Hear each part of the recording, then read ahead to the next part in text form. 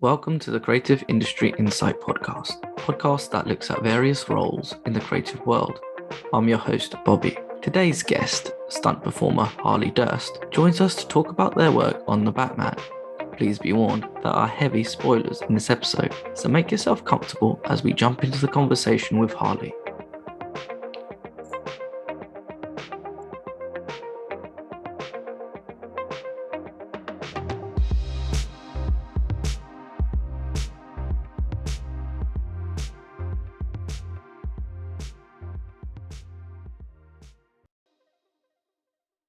Hi, Harley. Thanks for joining me today. Pleasure, Robert. Thanks for having me. Glad that you could join me and jump on and talk about the Batman. I should say from the offset, I actually did work on the film. I spent, 2019 to 2021 on the film. So Yes. I have a feeling that I might have bumped into you. And I have a feeling that I might have watched a rehearsal early on, which I hope this story is correct. When I was in the stunt Rehearsal workshop, area. yeah, where Yes. you have all the cardboard boxes, which at first didn't make sense to me, and then I got told by Jane, the stunt office coordinator, Yes. if you want to see like what we do, go watch what they're doing right now. Yeah, they had somebody in the bat suit clipped in, fighting everybody, and then I think a rigger lets like a lever go, and they flew backwards into the boxes. Yes. Was that you? That may well have been me. I can't Okay, confirm or deny because I don't know the specific moment. I can't remember the date, but I remember just watching and being like, okay, this is pretty cool. Yeah. So that may have been an early rehearsal for the neck bomb explosion that goes off at the funeral. That makes so much sense now. Now that I like think about it, because at the time I'm just watching, it's like, wow, cool. And then now thinking about it, and then if you watch because it's in the trailer as well, seeing that point, okay. Yeah, because we had a lot of boxes set up then that was representative of the chairs that he was going to go crashing into and through during that time. Because that's probably one of my favorite scenes in the film, the whole funeral scene and the build up to that. Well, let me tell you a little interesting tidbit about that stunt, because I also thought that I knew when that stunt came up, that was going to be one of the coolest gags in the film, because it's not often you get to have a live special effect explosion flame going off with a ratchet, a jerk back, sending you back and crashing into chairs and doing all of that as a sort of very real, functional, practical stunt as a superhero. And the legend Rick English did all of the testing for that as the Batman. We tested the special effect inside our rehearsal space, and it was quite a big special effect, and it was going off quite close, and we took all the necessary precautions of Pyrex lenses and fire gel protective clothing, and we did that practical jerk back where the explosion's going off right in his face and blasting him backwards. And then as it played out, Rick was then busy on another unit, probably doing vehicles and motorcycle stunts. So then I was next in line to do that gag, and I was super happy about that because it was going to be an amazing gag. And I knew that it would be one of the coolest gags. And of course, it made the trailer, so it ended up being the coolest gag. And then I got a phone call off another production that I'd been working on previously, and they wanted to do some reshoots with me in LA. And I told them that I wasn't busy, and they said, oh, no, it's no problems at all. We've already been in touch with the producer. We know that you're working with Steve Griffin, stunt coordinator, so we can all sort it out on our back end. And I made it very clear in the email that I appreciate the offer. I need to put all my time and energy into this production because it meant a lot to me. And they basically went and organized it on the back end through the producers, which is a very wonderful position to be in. And it's not a complaint of mine at all. But I then got the phone call that I would be flying to LA for 2 weeks to shoot some pickup scenes, which was Fast and Furious 9 at the time, which was an amazing experience in itself. But then I missed out on doing that gag. And then Scott Kirkbride, who was our third in line as a Batman stunt double, he got to do that gag. And literally last minute, he got called in to do that, and he nailed it. It was an amazing amazing job. And that's the gag that you see in the trailer and in the film. Oh, that's so cool. It's when you think about like the practical side of stunts, because that's probably one of the dangerous stunts in the film. I think it's probably the second one from the looks of it. I think the first one is there's the shot of this is actually like the photo that was plastered all around like Daily Mail and everything. And I think it was you on top of the tower in Liverpool. Yes, the Royal Liver building. Yes. And I'm jumping like all over with my questions on this, but it's just seeing you in the suit and everything, in the glider suits. And like, well, I think the first question I want to ask is, were you not like scared of being that high up in that area? And then like the whole idea of doing the stunt, but then how much planning goes into it before you guys actually come onto location and have a look at what it looks like? Yeah, there's lots of different incarnations of how they can achieve the results and the shots that they wanted. And I believe that there was actually a building in Chicago that they were going to use for that. And it was going to be a practical stunt, whether it was going to be a stunt performer attached to a helicopter or off to a crane system on a different building. There were different alternatives that they were looking at to do that practically. And then the COVID pandemic hit, and then that got moved to somewhere local, and the Royal Liver building was chosen. And then we went through all different iterations of how we could achieve that. And then doing it at the Royal Liver building, there were limitations of not being able to hard rig from the building because it's heritage listed. And then that creates a whole other set of problems and having to soft rig off the building. So you can't put in solid bolted anchors and things like this. And the access is a very narrow stairway to get right up to the clock tower. And at the end of the day, it is myself standing on that precipice of the structure, which is not allowed to be touched, modified, or set differently. It's just a sculpted stone shape of the wall that we're standing on. That was curved on all sides. It's not flat in any way. And then me being soft rigged by a single line that's sort of high and back from me, that I can't have any tension and pressure in when I'm standing up there, because it was quite windy when you're up on the outside of the building and you're wearing a actual practical functional wingsuit that is meant to fly and catch air. So you're just a big sail standing up there, and then having to pitch and lean out forward and just fall into that line, knowing that it's going to catch you. I do get a fear of heights sometimes. So just hearing that and the idea of like falling, just hoping for that line to sort of catch you. But then that is the trust that you build with all like your team and department. And it is the one of the money shots, and people, I've seen people make seeing gifs of it and everything. It's just like, yeah. And it's also, it is another money shot of the trailer as well. So it's kind of cool. Yeah. That, there's two things in there as well. But I mean, I will say one thing with that is that there's a misconception about stunt performers being fearless and adrenaline junkies and things like that. And I can tell you, I'm not that person. You're exactly right. Everything comes down to the training and the trust in the team. But I had a funny moment up on top of the Royal Liver building. And I have a background in parkour, and I've done a lot of building gap jumps, running at height, doing things at height. And I'm totally fine and comfortable doing that to the level that I know that I can do. But one thing I've always had trouble at is just standing on the edge of a very high structure. If I'm doing something, I'm fine. If I'm jumping off it, that's fine. But if I'm just have to stand on the edge, it's the natural fear is in there. So I made that aware to the rigger, who I trusted very much. And I got up before I was in the bat suit. I was just in my plain clothes with my harness on, standing on the edge of that building in the middle of the day. And I could not for the life of me stop my right leg from shaking like a dog. And he's like, dude, are you okay? And I was like, just count me in and I'll be fine. He doesn't count. 3, 2, 1, go. And just without any feeling of resistance, just having to lean forward and pitch out off the building. That was terrifying.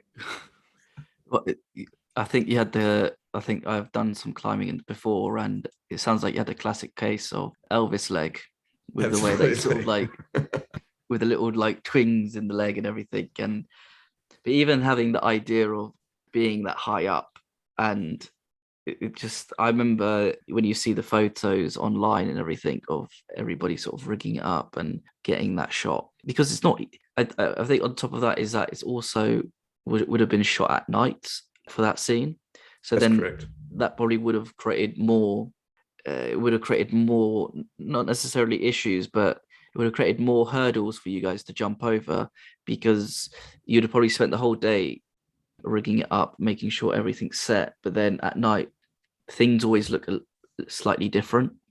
Yeah, that's exactly right. And one of the issues with the cowl is that it's very difficult to look down because of where the cowl sits on the lower part of the cheek, or the upper part of your cheekbone below your eye. And the restriction of the cowl movement, and also the posture that the director, Matthew Reeves, wanted Batman to be standing in.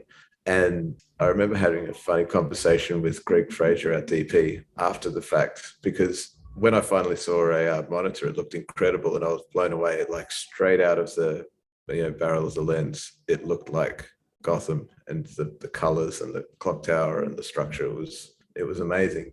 But doing it during the broad daylight, and you've got a reference of horizon, and you can sort of spot things for geography of where you're facing and standing and balance and things like that.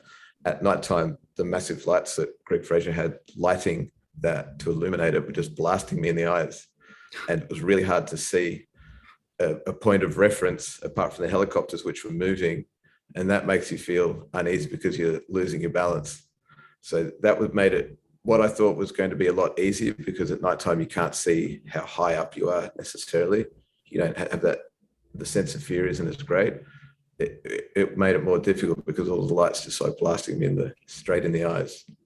Because how many times would you say that you did the stunt to capture on camera, or was it just like a one take wonder? No, we shot that in 3 different phases. There's the initial pitch off the building, then there was obviously the flight and the flying, and then we did obviously the crash landing at the bottom. So we ended up pitching off the structure. I don't imagine how many times. It was a lot, because when we went back and we were doing it with the camera mounted on the back of the helmet, that was a whole other rig in a studio space that we then had to recreate the flight leading into the camera mount on the front, looking at Batman's face sort of down the lens. So that shot that you see of the guards running in is all it's not a POV, it's like a reverse POV of Batman having the mount on the back of his head and diving off and seeing the wingsuit sort of inflate behind him. I mean, we did that a lot, and that helmet camera was incredibly heavy, and that was a whole other thing of it's stunts that you don't really, and this is actually the beauty of Batman. There were so many amazing shots that Matthew Reeves conceived, and then the teams were able to figure out how we can do this, whether it was a camera mounted onto a vehicle, or in this case, a camera mounted onto the back of onto a helmet that we were wearing that was seeing the back of Batman and the wingsuit. They become so challenging because in a way you end up becoming the camera operator, and you have to hold your head in a certain way, and you've got key moments where you have to look. And at one stage we actually had a laser pointer mounted on the front of my helmet, because I realized very quickly that using an eye line for marks is not consistent, because sometimes you just move your eyes and not your whole head. So then the laser pointer attached to the helmet on the back of the camera, I could physically move that laser pointer to certain marks so that he saw everyone running up behind me, and that action as they're grabbing me as I was jumping off the building. It's way more complicated than what it seems. And this, for me, as a stunt performer, this film in particular is also a beautiful example of the amount of man hours and time and effort and energy that we put into these shots. And the raw footage looks absolutely incredible. And then it's just a fleeting moment in the film. And I think back and think, oh, they could have made more of that. They should have drawn that out. But that's the beauty of Matt Reeves' filmmaking and what he's achieved with this film.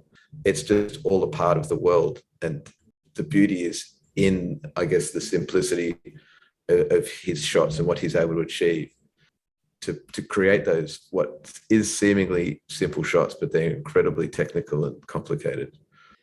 Going back to what you're saying about having that laser pointer to hit each mark, is something that is like that must have been such painstakingly planning for not just yourself to be moving to places, but also the DOP to make sure that it's going to look right, but then also the electrical team to make sure that they rig the lights correctly. And as you said, it's like just a fleeting moment in the film, but it's also just the attention to detail that everybody puts in just creating those sort of small moments in a big film. Like one of the prime examples in the film is during the car chase sequence where the tanker gets rolled over and explodes as the Penguin drives around it. And then you think the Batman's been blown up in this fireball. And then there's this amazing shot of a camera mounted on the side of the Batmobile shooting backwards. And you see the Batmobile jumping out of the flame and landing and smashing into the back of the Penguin vehicle, and the chase continues. So that is a world-class rally driver driving the Penguin vehicle with a camera mounted that had to do this maneuver around this exploding truck as Rick English was driving the Batmobile, jumping it through the fireball and landing. And the timing had to be so precise for the drivers for that to happen. And so all of the planning that they put in place, rehearsing. There was no B camera. Like there was no, oh, what if we set off this massive explosion, fire this truck rig, and the stunt driver doesn't get the shot? They had to get the shot. And it's not a CG insert. There's no layover in there. You see the Batmobile and the shooting off the back of the Penguin. So sorry, the camera is mounted to the Penguin's vehicle, and then you see the Batmobile flying into frame. Like that's planning. And that's just that probably took many nights to shoot for that sort of moment. But and then it's also I guess stunt work is slightly like a dance routine where timing, practice, and just being at the right sort of hitting the right steps at the right time, especially like with fighting, it might be slightly easier, but then when you're doing it with cars and everything, it's just like even more insane to think that like you've got people who have to plan this and make sure that they hit, as you said, no B camera. You have sort of like one take to do it and then reset, and then having fire and other things involved. It's just like mind blowing. To think. That's right. That really set this film apart for me. Like when we were doing the gantry fight at the top of the arena at the end of the film, there was one really difficult move where I was taking out one of the bitter nobodies and being shot at and doing this sort of reverse spin across to another section of the gantry. And it's a sort of nice overhead shot to show how high up we were. And because of the way that my lines were being rigged and the other guys that were actually on practical safety lines running along these I-beams and gantry, my line had to break underneath theirs. So I couldn't use that line to help me get across. It was just a safety in case I missed and fell off. And Robert Alonso, the second unit director, was like, come on, Harley, we need to see more air. We need more distance, more compromise of you jumping across this gap, doing this sort of reverse spin around. And it was, again, at heights, and it was super difficult. And I got it on about the third or fourth take. And I was so freaking happy and stoked and pumped that we got it. Screaming kind of, it was amazing. And I turned around and the camera department was like, sorry, dude, we missed it. And I was just like, what? And the coordinator came up and was like, dude, you should see this camera movement they're doing. Like the crane movement and the wheels trying to get the camera to keep in frame. Like they were having as much trouble as I was to do my thing. I was like, right, okay, I get it. Like it's not just us, it's not just this complicated choreography that we're trying to achieve. Like the camera department is doing very, very complicated movements to make it all fit in. When you think about it, it's like not just what's happening on screen, but the focus puller, the camera operator needs to make sure that they're being able to capture everything. But then also you've got the grips who, if you've got it on a dolly or whatever they've come up with to sort of get the shot as well, it's just kind of like insane. And also like the talent that people have to capture what's being shown that you will see on screen. Yeah, that's right. With the camera department, they were using very long lenses. They were anamorphic lenses. So that's kind of like the image ends up getting squashed down, and it's a little bit wider on the sides compared to a normal lens, and it gives that really beautiful kind of squishing of light. So when you see the flashlights, how it's kind of like pancaked out and squished to the side, that's a byproduct of the lens. It's not a special effect or anything like that. And because they're using long lenses, the camera is quite a long way away. So most of the action films that people see, they might be on even a 16 millimeter lens or a 20 millimeter lens or even 24 millimeter lens. And the camera is really close to the action. It makes everything look really fast, like you're really involved in the action. And the lenses that they were shooting on was like 70 millimeters, 100 millimeter lenses. So the camera was quite a long way back. And that means the focus pull has got to be on point for depth of field. And we have to be on point for hitting our marks during the choreography so that everything matches up. So we're in frame, because the wiggle room for all of those things to be out is so small. And the amount of times we had to rehearse and do these shots over and over again, it was brutal. But then the end product, it kind of speaks for itself. And you have that sort of moments, and I guess, I don't know if you ever look online as well with what people say and their reaction to everything, being like, oh my gosh, this bit, oh, I love this bit. And that must give you that sort of like, gunslinger moment where you go sort of blow the gun off, put it back into the holster, being like, yeah, we did that. Like we did that as collectively. Yeah, I try to appreciate it for what it was for me, because there's always negative comments, and those negative comments often get more views than the positive ones. So I love hearing you say that. I don't want to go out and hunt for those comments, because I'm going to find a whole lot of negative ones. Be like, don't understand what we went through. Like I saw a funny one that was like representation of the winged bat suits. It was like Robert Pattinson, and it was me standing on top of the live building in the middle of the day. It's just like candidly caught by somebody with a long lens. It's not a part of the film or press kit or anything else.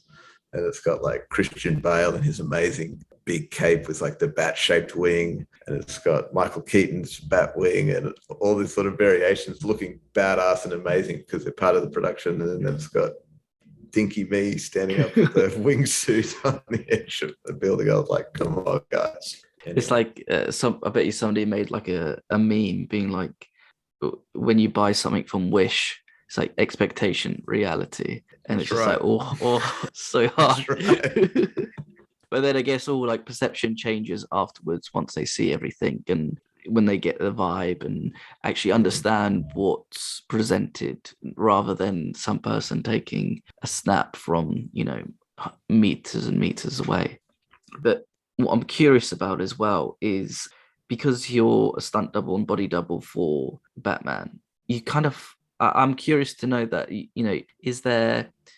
was there a time where you'd sit down and talk with Rob Pattinson, who plays Bruce Wayne and Batman, to understand what his movement's going to be like in the Batsuit, but also his movements and the way he's creating the character? Because there must be some way that you need to replicate that at the same time as well when you're in the Batsuit.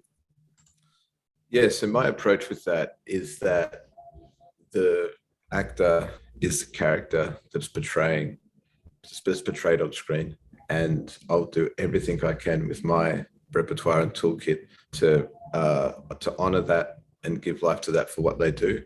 I don't feel it's necessary to have the conversations with them because you sort of mimic things and you pick them up through the rehearsal process and training. And there's little conversations we have with fight choreographers and stunt coordinators about, do you think Robert could do this? And then we have training sessions and we give them some choreography and it just sort of develops. But I've never felt inclined, and I'll always do my best. I've always seen them as the character, and Robert Pattinson was no different. He's a brilliant actor. He was really physical coming in and training with us. And there was such limitations because of the suit. And then the suit is its own entity, right? It makes you stand a certain way. It makes you move a certain way. It has limitations. And Robert looked freaking amazing in the Batsuit. And I would be standing on set in the Batsuit at times with him. And I'd watch him do a scene. I'd be like, God damn, he looks so cool. I'm sure I don't look that cool. And then when I would bring these things up with him, he would just laugh and be like, I feel the same way about you and Rick. Like, I see you guys standing there doing stuff, and he's thinking to himself, oh, God damn, they look so cool. I bet I don't look that cool. I'll be like, what?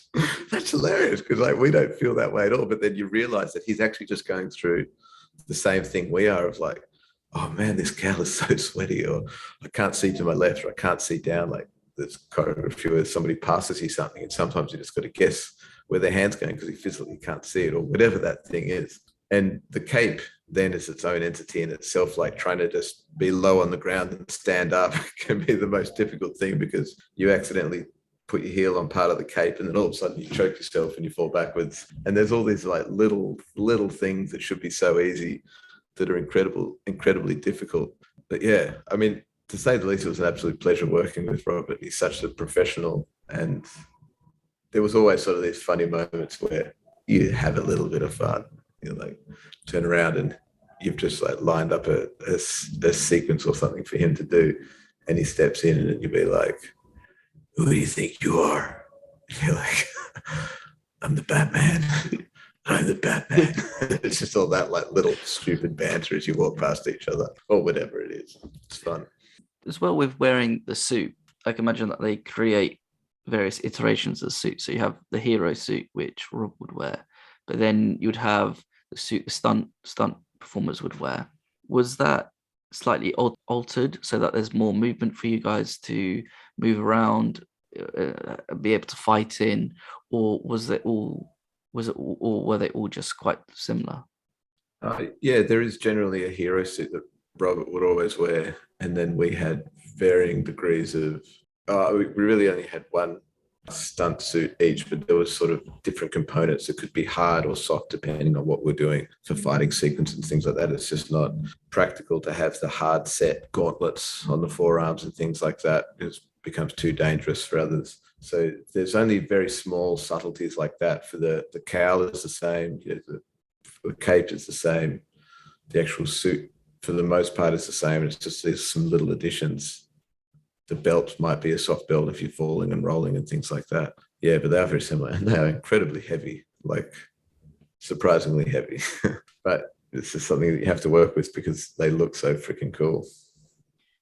Yeah, just the whole sort of armor of it all. Basically, it is just a 21st century knight's armor, really. Not the real thing might not be bulletproof, but if they've designed it in a certain way that it's supposed to withstand like bullets, fighting and everything, and then not to have a scratch on it as well, you need to create that sort of realism as well. And I do love the design where they have the batarang, on the chest plate. It's just like so freaking cool. Yeah, absolutely. It's such a simple but really cool idea that they could just have it in plain sight, boom, take it out of my chest, cut through whatever, or chuck it at someone. I don't even, looking back, I can't even remember how much it played in the film, but the grappling gun, we had a functional grappling gun gauntlet that you could twist your hand in a certain way, and the grappling gun would detach from the forearm and swing out on a mechanism into the hand to then fire the grappling gun. And like, that was really cool. It was like, you felt like this, like Western RoboCop type mechanism. Like, the grapple gun does play a big part in the police chase when he punches Gordon, he's running away, and then he shoots up the staircase, where again they have that cool insane shot right on top of Batman as he goes up, and then you just see everybody sort of trying to chase him. And it's I think this is probably the one of the few Batman films where you do see the fear of Batman appear in the film when he's doing these crazy stunts, and there is that humanity to him where he's like, oh my gosh, I can't believe this is happening and everything.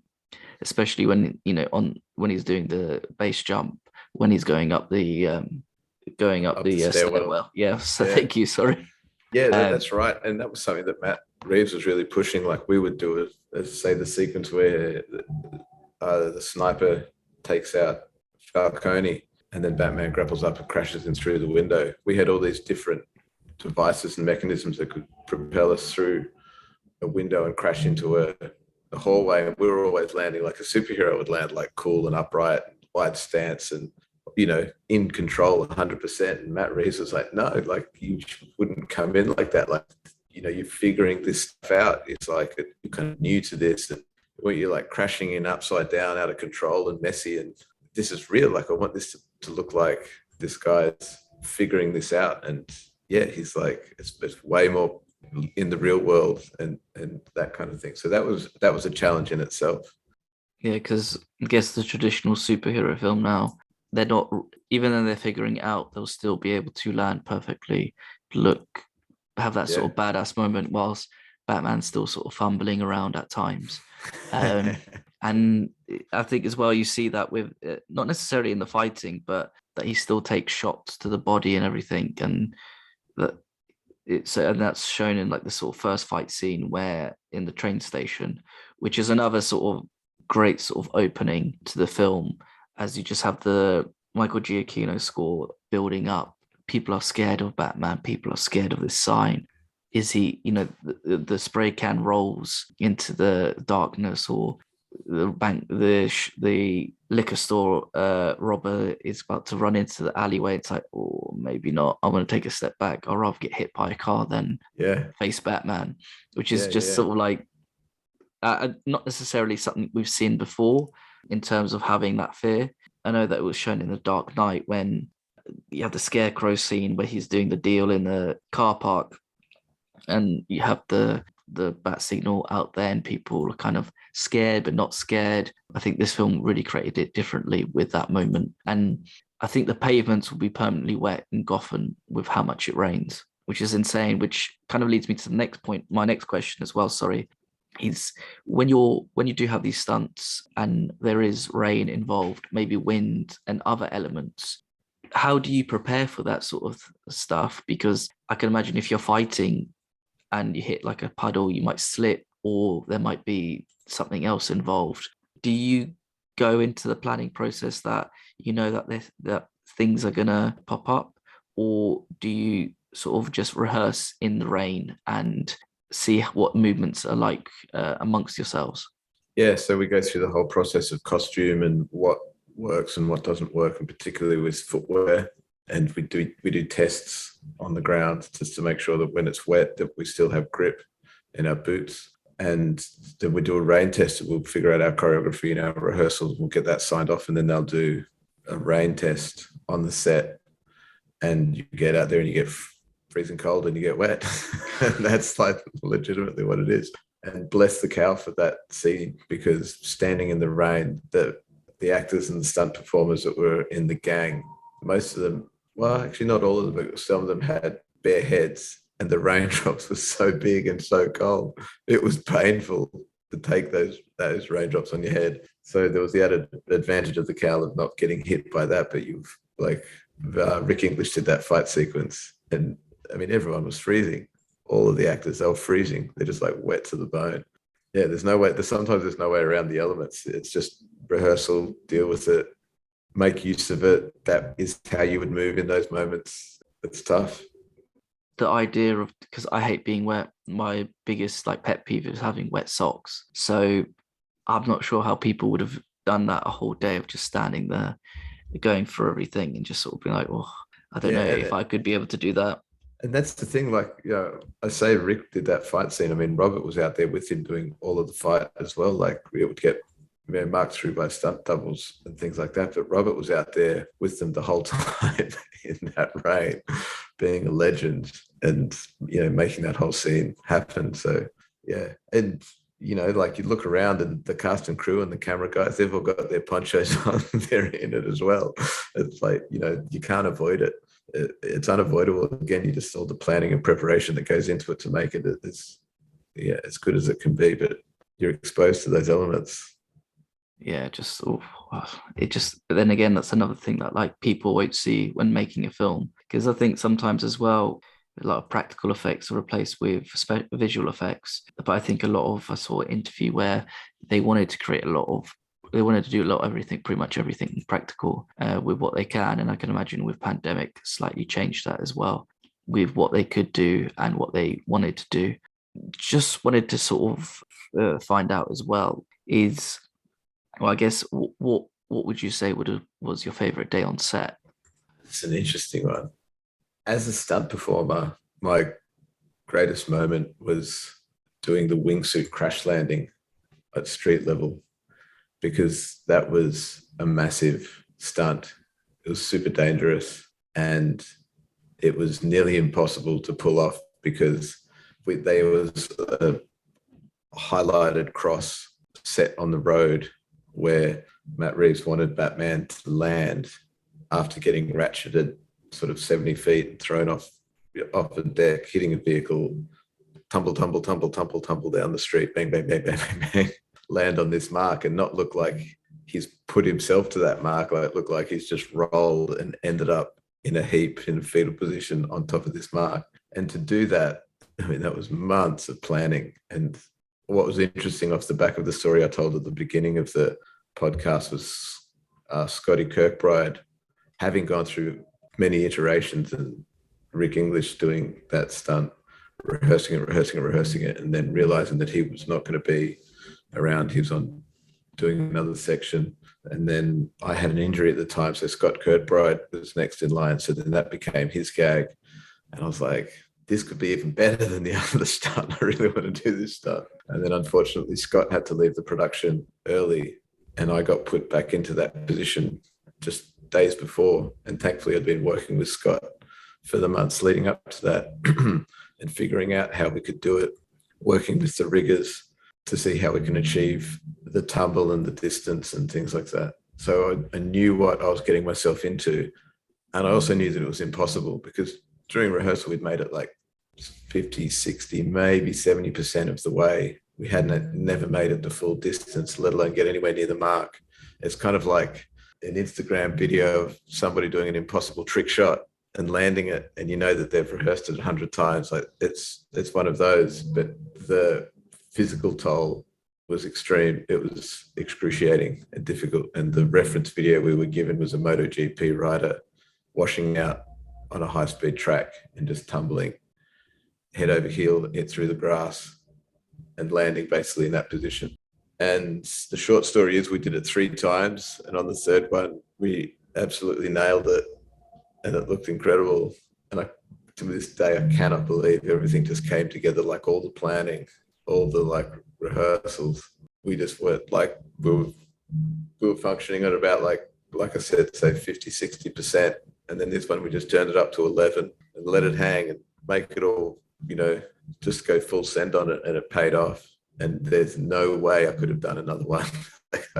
The recovery after that was immense. But the satisfaction and like, it was the biggest buzz I've ever had out of my whole career, pulling off that wingsuit crash landing.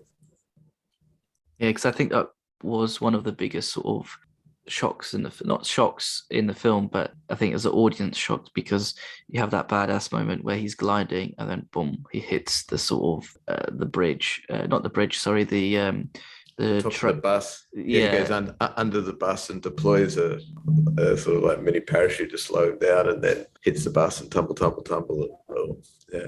Yeah, and you just like, oh, and then you could kind of because I watched it in a full screening, and it was, you could hear the audible like, oh, extremely painful and everything, but just the idea that you did it in 3 takes as well, nailing on the last one, being like, whoa, don't need to do that again. But it's like to give an extra little story to that, which I love this moment, because after number 2, like I was in a lot of pain. I pulled something in my glute and my hamstring. I had real trouble walking, and I had to run out at the end of the scene. But for the most part, I just have to be along for the ride and pull my quick release at the right time. And I said to Rob Alonso, second unit director, I was like, and we had a backup that night that had never ridden the rig. He'd done a couple of rehearsals, but he had just come in, be there in case I couldn't do it or I got injured. And then he'd be the backup to see if they could achieve it. And I said to him, like, Rob, I got one more left in me, and there's definitely no way I'm going to be able to do any more. It's like, it'll be the last Hail Mary. So if you want to have the other guy put the suit on and get rigged up and give him a few goes and give me a little rest and clear my head, I was like, that was probably the best move. And Rob Alonso just turned to me. He's like, dude, we're so close. You've warmed up, you dialed in. If you got one more, let's send it. And a little part of me inside was so scared. I was like, oh my God, this is what I signed up for. But the passion and like positivity that Rob had, and Rob was a phenomenal stunt man in his time, and he's a phenomenal second unit director. And it was his rigging team. We'd been working on this shot with Matt. We knew what we had to get, and I knew that if he thought we were close, like we were close. So we just had to go one more send, and the rigger adjusted my position in the beginning. And like the velocity that ratchet was sending us off to crash into the car and hit the ground and tumble was immense. And it's one of the most calmest that I've ever been on any stunt. And I'm laid there on the deck, and they call action, and there's like 30 seconds until the bus comes around the corner and it's all in line. And then I hear the rigger doing the call, ready, 5, 4, 3. And I'm just waiting there looking up at the stars, just thinking about my timing, knowing what I have to do. I know everyone else is doing their job, focus pullers, cameras, special effects, everything. I've just got to do my job now. And it was just this like moment of bliss and peace until that ratchet fired, and I'm propelled 100 miles an hour down the street. Popped my quick release. As soon as I popped my quick release and saw that I turned into the gutter that was going to kick me up in the air, I knew that the timing was right for everything, and I was along for the ride, tumbling. When I landed on the ground, that mark was literally right in front of my face. I was staring down at the ground in immense pain at it. I knew that we'd achieved it, and then, yeah, it was a moment. It was a moment. I think when you hear those sort of moments being captured, and it's like a weird way of like, it's fate telling you when somebody's like, yeah, do you know what? They'll G you up for one more, and you think, okay, I think I got one more in me, and then, okay, let's do it. And then for some strange reason, something just like the stars align in a weird way that you create, and you can just create that magic that gets captured. Before I hit to my last question, there's one thing that I've just picked up on whilst you're talking, was that there's certain people, like different people in line to do certain stunts, or dependent on availability. What I'm curious about is when you're all working together, is there sort of like friendly rivalry of like, well, I'm number one today, so we're gonna do this, or is it a case of it's not necessarily competition, but you all sort of want to vie to do the coolest stunt on the film? That's definitely, it's a good question. It's definitely production dependent. And for me, I came into it seeing that Rick English was number one stunt performer. He'd been engaged by production earlier.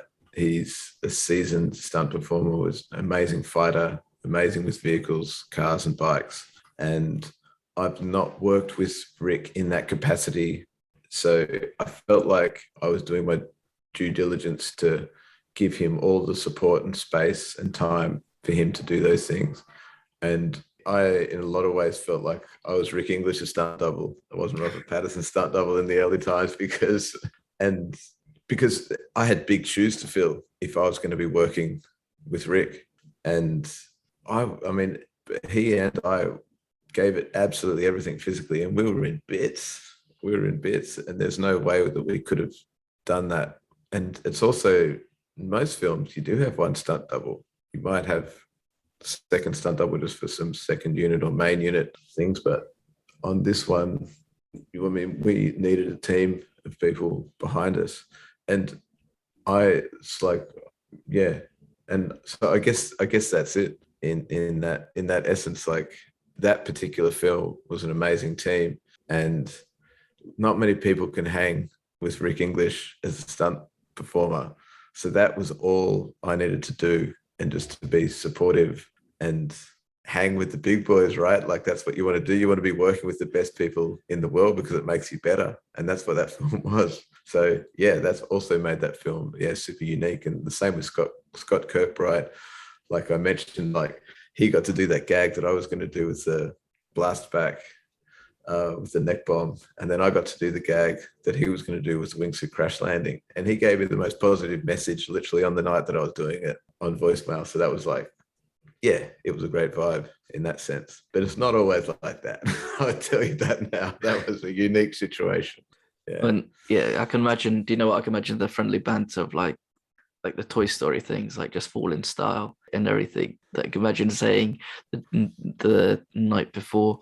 But yeah, But I mean, exactly. like there was one really funny moment that I always remember where I'd smashed in a gantry fight sequence, fighting the bit of nobodies, was all of these elbows and close quarters fighting, and it's very difficult to elbow somebody when you're wearing the cowl because you've got no peripheral. So you just have to throw the technique and knowing that the performer is going to be in the right space to do that. And then I had to sort of do a disarm and then throw another elbow, which was more like north-south going down. And I hadn't realized I'd stepped too close to the handrail, and your elbow is one point on the bat suit that actually isn't protected. And I've just full force elbow into a steel rail, and my elbow just like hematobaed and popped up like a balloon. And that's an incredibly painful little thing that you're inside a tight suit, and every time you bend your elbow, you're putting all this pressure on it. So I had this massively inflamed hematoma on my elbow. And the next day, I had to drop something off to Rick, and he was getting changed into the bat suit to another sequence, and he had this big old like 1980s soft skater pad on his elbow that was like gaffer taped on, and I was like, dude, what is that? It's like from like 1970s Hooper or something. pad. And he's like, man, I hit my elbow like last week doing a roll, and now I've got this big balloon. It's so painful. I can't put anything hard on it. It needs to be soft. And I pulled up my sleeve and showed him my big ballooned elbow. And it was just freaking hilarious. We're actually going through the same thing, like just getting, beaten up and having to deal with the same kind of stuff. It was a really funny moment. I'm just like rubbing my elbow now, just being like, oh, just the idea of it's bad enough when you hit your elbow and it goes numb, but then for it to balloon up, oof. Oh yeah, No, and thank you. that hangs around for weeks and months. It like doesn't go away quickly, and it's tender. Um, I know I said that I would have like one last question, but there's something else I wanted to sort of pick up on as well because I keep it because I feel like if I don't mention it, I'll regret it. So I'd rather run over than regret not asking. But you're talking about the fight on the gantry, which is the climax of the film, which quite starts off quite badass, where Batman just comes through the glass ceiling and basically starts kicking ass and not taking any prisoners and everything. And that's probably the most complete fight scene of the film, where I think you kind of see Batman is on a mission. He has all that rage, but he's not figuring it out. He knows what he needs to do. He knows what he needs to save. So when you're planning these fight sequences and then performing them, well, as we've heard, one injury has already occurred with the elbow. Where do you start off with the fight choreography for it, and how do you build up to making it look believable on screen? It's a good question. Is Rob Alonso was the fight choreographer as well as second unit director, and he made it really clear early on that he wanted practical, functional techniques. It wasn't a superhero film with posing and posturing and special powers and superhuman strength and things like that. So, and he had obviously different techniques for the different characters, like Catwoman, was a lot more kicks and things like that. And then, so you sort of through all of that rehearsal period, and the train platform fight was the first fight that we prevised. And that fight alone, we learned a lot. We had cape manipulation where he choked out one of the guys where he wrapped a cape around his neck. We found out limitations of what we could do in the suit with, like, Batman was never going to be a kicker. He was never going to kick, right? So like, we wasn't going to be doing side kicks, like maybe basic front kick, back kick, and no like any inappropriate or non-practical spinning moves. It's like you would put a little bit of like spice or sauce on the move and you would do like a little cool flair or something like that. He didn't want anything like that. It was like direct line. It was functional. And like everything had a purpose. So yeah, I guess, and that is probably a good representation of what you saw with the gantry fight, where he was like pushing forward. He knew what his task was involving. That early train sequence is what sort of taught us a lot about what Batman could do. And like that line that, that made it into the trailer, "I'm vengeance," after he's just like pummeled this guy. Freaking genius. Harley, thank you so much for giving up the time to talk to me today. I've had a lot of fun and really enjoyed it. For those interested, the Batman's out now in cinema. Yeah, just go watch it. Sit there, enjoy. Don't be put off by the 3 hours. Just sit there, enjoy it, and sort of just take it all in. Yeah, real pleasure, Robert. I appreciate the conversation and the passion for it. It's fantastic. Great. Thank you very much. And cheers. Thank you. Bye-bye. Thank you for listening. Please subscribe, rate, and review this podcast.